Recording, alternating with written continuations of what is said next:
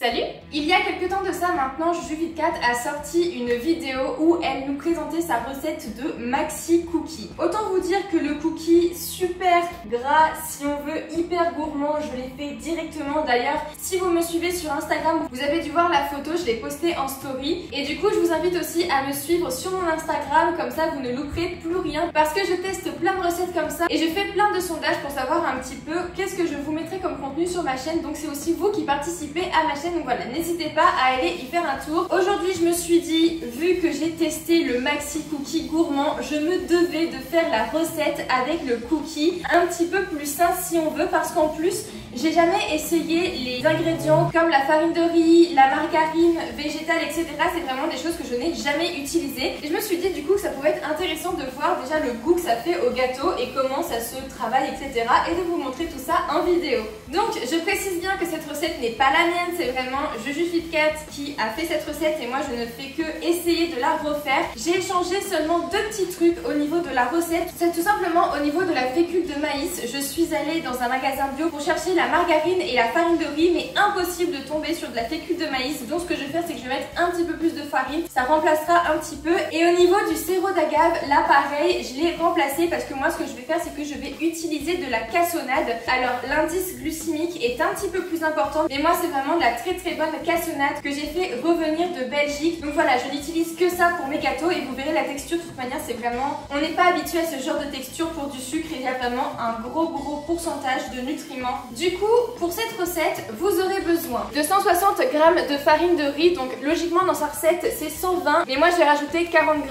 puisque je ne mets pas de fécule de maïs comme elle. De 50 g de poudre de noisette, d'un œuf, d'un demi-sachet de levure, donc moi j'ai pris de la levure chimique, de 110 g de margarine végétale, de 150 g de cassonade. Donc elle a vraiment mis 112 g de sirop d'agave et moi je vais vraiment mettre cette cassonade là. Et c'est pour ça que je mets cette quantité, c'est pour essayer d'être un petit peu proportionnel par rapport à ce qu'elle a décidé de mettre. Et enfin pour la garniture, vous aurez besoin de chocolat. Alors c'est marqué qu'il y a 50% minimum de cacao. Je vous conseille, comme elle dans sa vidéo, de prendre un petit peu plus concentré en cacao. Mais moi j'avais déjà ça chez moi. Du coup je me suis dit on va pas gaspiller, on va pas racheter de chocolat, je vais prendre ce que j'ai déjà dans mon placard. Et ensuite pour la garniture, moi je vais utiliser des noisettes. Donc elle, encore une fois, elle n'utilise pas que des noisettes, mais moi j'ai ça chez moi et je vais les finir du coup pour cette recette. Alors j'ai pas sa vidéo sous le nez, mais en fait en gros j'ai pris des notes de tout ce qu'elle disait pour essayer de refaire à la lettre si on veut sa vidéo, enfin à la lettre, avec les moyens que j'ai bien évidemment. Donc elle, pour commencer,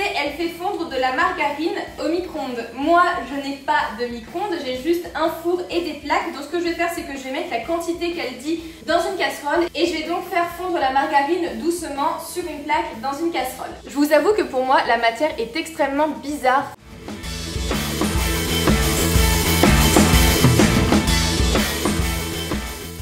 On va aller faire fondre tout ça. Alors la margarine est fondue, je vais mettre tout ça dans le bol. Ensuite, dans sa recette, elle met du sirop d'agave directement. Moi, comme je vous l'ai dit, ce sera de la cassonade et on va mettre tout ça tout de suite. Bon, je sais pas si vous arriverez à voir un petit peu la texture, mais c'est vraiment, bon déjà c'est un morceau, mais c'est vraiment de la poudre. C'est pas du tout comme du sucre normal en fait. Et du coup, quand on a fini de mélanger, on obtient un mélange vraiment hyper roux. Ensuite, après ça, elle rajoute un œuf. Donc écoutez, c'est parti, rajoutons un œuf.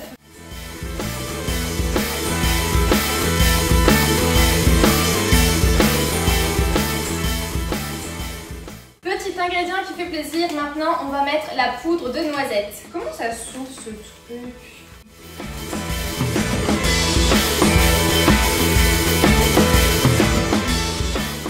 Honnêtement, on est d'accord que j'aurais pas pu faire mieux là.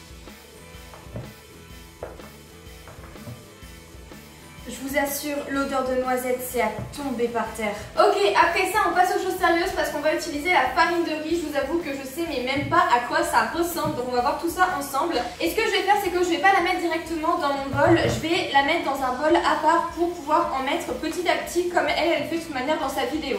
J'arrive pas à l'ouvrir. Mais je vais pas l'ouvrir au ciseau, c'est quand même. Tant pis. Bon, au niveau texture, on est d'accord, c'est exactement pareil que de la farine normale, hein.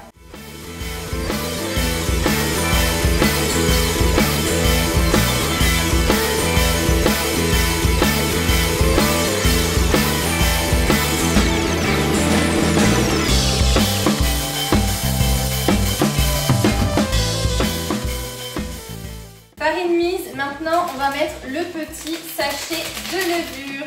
Enfin, le demi-sachet, soyons d'accord. Alors maintenant, je vais découper en petits morceaux de chocolat cette plaque. Bon, je vais mettre la moitié parce qu'elle a mis 100 grammes et là c'est une plaque de 200, donc on va faire comme elle dit. Et ensuite, on va aussi concasser les petites noisettes et on va mettre tout ça dans le mélange. Franchement, ça donne trop envie. Non mais regardez-moi cette pâte, mon Dieu!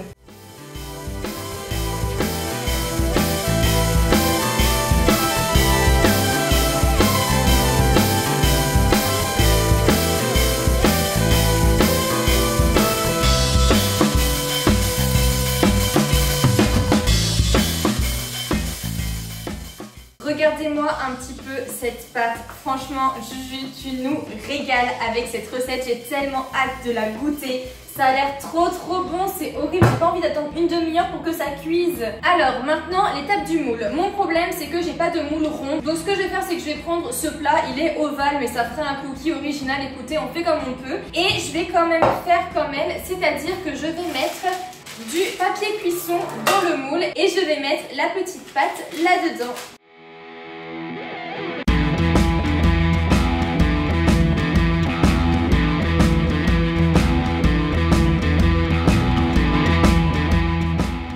Rassurez-moi, je suis pas la seule à racler la pâte, on est d'accord que c'est trop bon et que c'est limite le meilleur quand on fait un gâteau. Et maintenant c'est parti pour 30 minutes au four à 180 degrés. Regardez-moi ça. Je peux vous assurer que ça sent la noisette, par contre c'est assez impressionnant, on voit clairement que c'est l'ingrédient principal. Mais qu'est-ce qu'il est beau et qu'est-ce qu'il a l'air bon. Bon, cette vidéo touche à sa fin, honnêtement j'espère que le concept vous a plu et clairement ce sera pas la dernière vidéo culinaire de ma chaîne. Donc n'hésitez pas à me suivre, c'est vraiment très important pour moi et ça me fait super plaisir. Donc mettez un pouce en l'air, actionnez la petite cloche et abonnez-vous, c'est tout simple. Si ce n'est pas déjà fait, ce que je doute quand même beaucoup, allez voir la vidéo de JujuFitCat sur son fameux cookie et vous allez voir à quel point cette fille c'est une pépite. Elle est tellement joyeuse, elle met trop de bonne humeur à chaque fois que je la regarde. Donc merci aussi à toi Juju pour cette recette. De toute manière, je vous mets le lien de cette vidéo évidemment en barre d'infos. Moi je vous fais de gros bisous et je vous dis à bientôt dans une prochaine vidéo.